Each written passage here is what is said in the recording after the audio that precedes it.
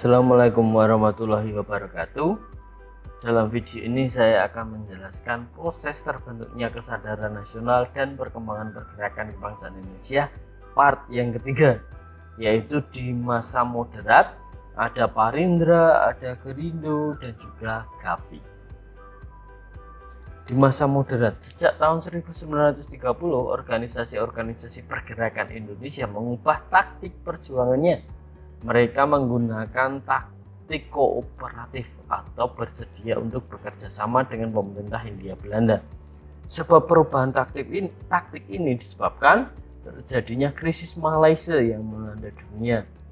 Kemudian sikap pemerintah kolonial makin tegas dan keras terhadap partai-partai yang ada sebagai dampak PKI yang gagal memberontak. Parindra, organisasi atau Partai Indonesia Raya. Partai ini didirikan oleh Dr. Sutomo. Parindra adalah peleburan antara Budi Utomo dan juga PBI. Tujuan Parindra adalah mencapai Indonesia Raya yang mulia dan sempurna. Karena bersifat kooperatif, maka Parindra mempunyai wakil-wakil di Dewan Perwakilan Rakyat atau disebut juga dengan Volksraad. Tokoh Parindra yang duduk di Volksraad ialah ada Husni Tamrin, R. Soekardjo Pranoto, R.P. Sukoso, Wiryoningrat, dan juga Mr. Susanto Tirtoprejo. Nah, usaha yang dilakukan Parindra antara lain itu ada membentuk usaha rukun tani, mendirikan organisasi rukun tani, membentuk serikat pekerja, kemudian mengajukan rakyat agar menggunakan produk sendiri. Kemudian organisasi selanjutnya ada Gerindo, Gerakan Rakyat Indonesia. Berdiri di Jakarta akibat bubarnya Partindo. Ketuanya itu adalah A.K. Ghani. Adapun anggotanya ada Muhammad Yamin, Amir Syarifuddin, Mr. Sartono, dan lain sebagainya. Tujuannya adalah untuk tercapainya Indonesia merdeka. Nah, sikap Gerindo sama seperti Parindra yaitu kooperatif. Organisasi selanjutnya ada GAPI, Gabungan Politik Indonesia. Nah, berdirinya Gabungan Politik Indonesia dilatar belakangi adanya penolakan petisi Sutarjo dan gentingnya situasi internasional menjelang pecahnya Perang Dunia II. GAPI bukanlah sebuah partai, melainkan hanya sebuah wadah kerjasama antar partai. GAPI berdiri tanggal 21 Mei 1939.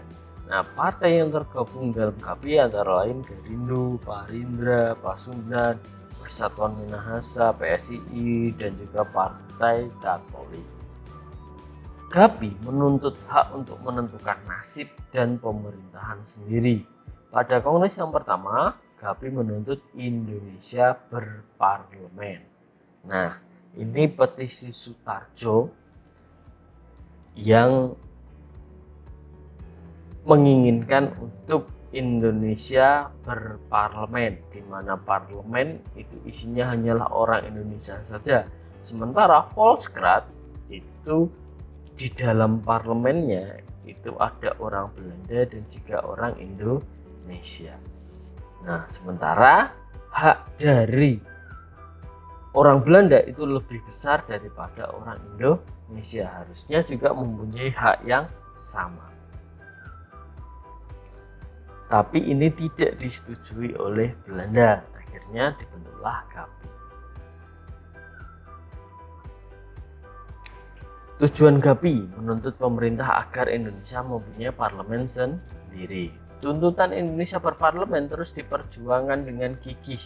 Akhirnya pemerintah Belanda membentuk komisi yang dikenal dengan nama Komisi Fishman karena diketuai oleh Dr. F.H. Fishman. Tugas komisi ini adalah menyelidiki dan mempelajari perubahan-perubahan ketatanegaraan.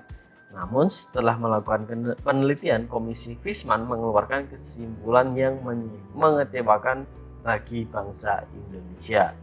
Menurut komisi tersebut, sebagian besar rakyat Indonesia berkeinginan hidup dalam ikatan kerajaan Belanda. GAPI menolak keputusan tersebut sebab dianggap hanya rekayasa Belanda dan bertentangan dengan keinginan rakyat Indonesia. Nah, itu organisasi massa moderat. Nah, selanjutnya ada organisasi keagamaan, ada Muhammadiyah dan NU. Kemudian ada organisasi kepemudaan yang diakhiri dengan Sumpah Pemuda atau Kongres Pemuda. Nah, sekian video dari saya. Tunggu video selanjutnya. Terima kasih. Wassalamualaikum warahmatullahi wabarakatuh.